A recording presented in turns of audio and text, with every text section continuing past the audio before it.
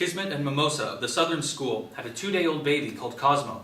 Cosmo's parents were young, perhaps too young, but they shared a love that seemed capable of transcending any problems their inexperience might cause during the trials of parenthood. Unlike many dolphin couples, these two refused to be physically separated. Where Kismet led, Mimosa followed. On this particular day, Kismet led Mimosa and Cosmo far from the main school. The family were unaware of the cloud of seraphim floating above them. Kismet wished Mimosa to feed splendidly today, to help her recover and to ensure she had all the nutrients she needed to provide rich milk for Cosmo. Hoping to bestow every treat she could desire upon her, he led her to a favorite hunting spot, where a rich supply of flavorsome sea life welled up from the deep ocean and could be effortlessly harvested. The food proved all he could wish for, and as Mimosa fed, Kismet swam a little way apart to get a better view of her and Cosmo together. Cosmo shadowed his mother, drawn along by her slipstream, following her every move. Sometimes when her moves were too complex, his imitative antics were hilarious to Kismet. Watching his family and feeling the bond that linked them, Kismet knew he had arrived at the sweetest time of his life. He was in the act of laughing at some comical maneuver by Cosmo when a shadow passed over his spirit. His laughter faded. What danger was here? He darted back to swim close beside Mimosa. She picked up his alarm. They scanned the ocean and quickly located the danger. Shark! A big one. Too big for Kismet and Mimosa to manage between them. It was not far off to the southwest and heading in their direction. "That shark's hunting us," cried Mimosa. "I won't let it hurt you." At first, Kismet believed there was still time to get back to the main school for protection. If they left now and swam at top speed, they should outpace the shark. They set off, and Kismet quickly realized his dire miscalculation. In his newness to fatherhood, he had forgotten to allow for how much slower a baby would swim, especially over such distance, even with the slipstream of his parents to help him.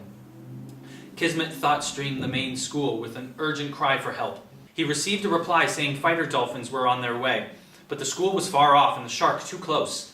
Kismet knew the fighters could not arrive in time. The family was alone with its peril. "It's my fault we're in this danger," he said. "I should never have brought you so far from the school. Swim away from me. Take him home. I'll do what I can to delay the shark." I could see how difficult it was for Mimosa, but she did obey Kismet. I saw him watching his family fade from his view to the northeast, knowing he would never see them again.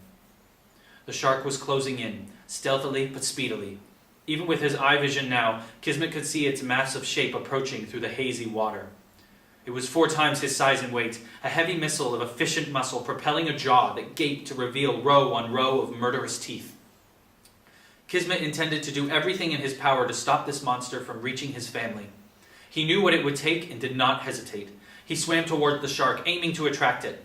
All too soon, the lidless eye of the predator focused on him and the jaw gaped wider. The shark sensed that its prey had split into 2 groups. It hesitated over which to choose. Kismet twisted in front of it and then rammed the shark from below. It turned to follow the other 2 dolphins, perceiving them as an easier option. Kismet sprinted after it and crossed in front of the open jaws, swimming irregularly as though he were injured. The shark made its choice. It lunged at Kismet. Its eyes rolled back, leaving blank white walls. The great jaws crunched down. Kismet was quicker and more maneuverable than the shark. He darted aside at the last moment, but allowed its outermost teeth to rip him near the tail. Red clouds bloomed. Kismet tasted his own blood in the water. The taste excited the monster enough to make it forget the other 2 and stay where the blood was flowing. "Because of my error," thought Kismet, "all 3 of us might die today. I deserve death. They do not. But it's hard to die not knowing if it will be enough to save them." The shark bit again and again. Kismet used his fading strength and all of his skill and cunning to evade as he could and delay the process to buy time for Mimosa and Cosmo. A quicker death would have been less painful, but that would not help them escape. Mimosa strained to judge the greatest speed she can maintain without allowing a tiring Cosmo to drop out of her slipstream. Even at this distance, she knew everything that was passing through Kismet's mind. So tuned was she to his thought streams. She felt his ordeal blow by blow, as though the monster was ripping at her own flesh. As she led her son away from the place where his father was dying, she sent thoughts of her own back to Kismet to help him through his last moments on Azure. She promised him she would save their son, and because she knew he blamed himself for their peril, she told him that she did not blame him. She thanked him for their time together and sent messages of love. Her final farewell to him was the last thing he received before his mind closed down. She recognized that moment. Shortly afterwards, she felt his passing from Azure.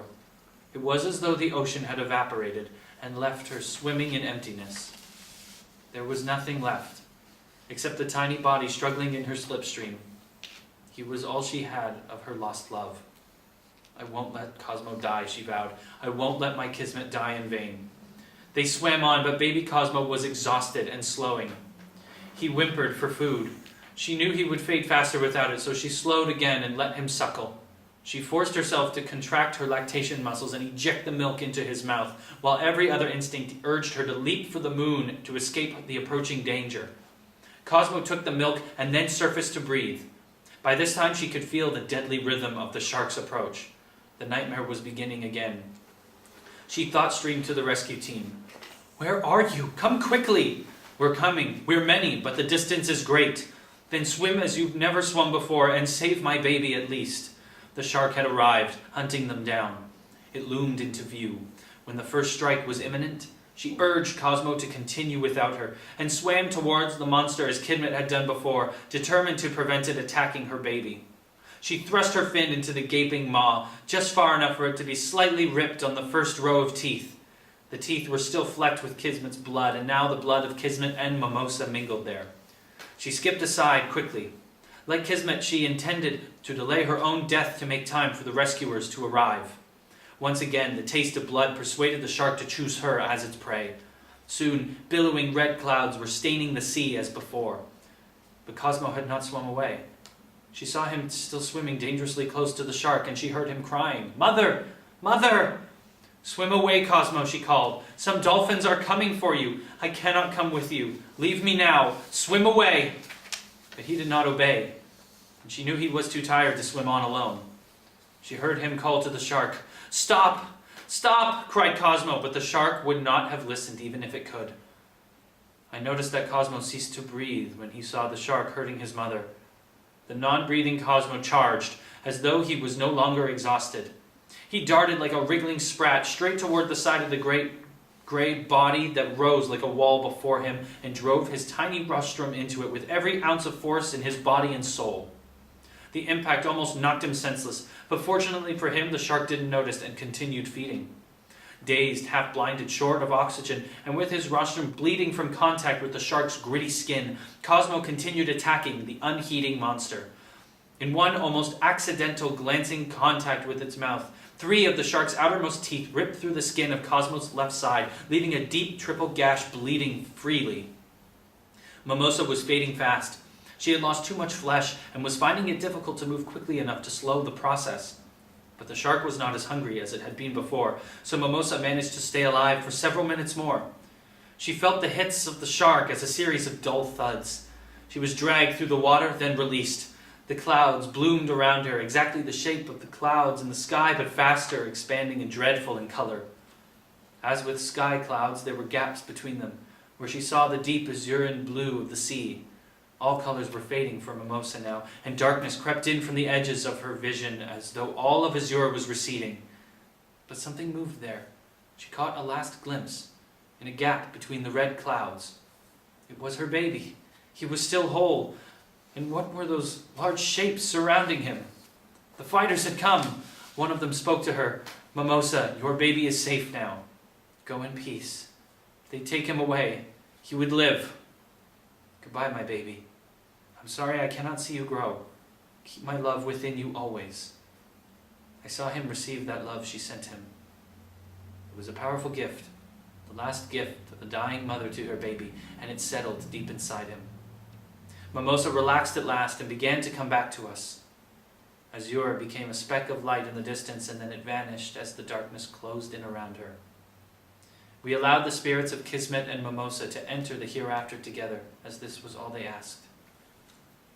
Back on Azure, the team of skilled fighters easily drove off the now replete shark, with a few good hits to its belly, but had to quickly turn their attention to Cosmo, who was losing consciousness from lack of oxygen.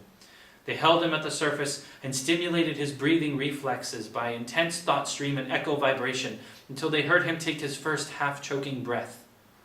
Once breathing was reestablished, they waited until full consciousness returned, then tried to take him into their slipstream to begin the journey back to the main school. But Cosmo would not leave the blood-stained waters where his mother had died. In the end, they took turns to work in pairs and almost carried the baby home, supporting his tiny weight from below.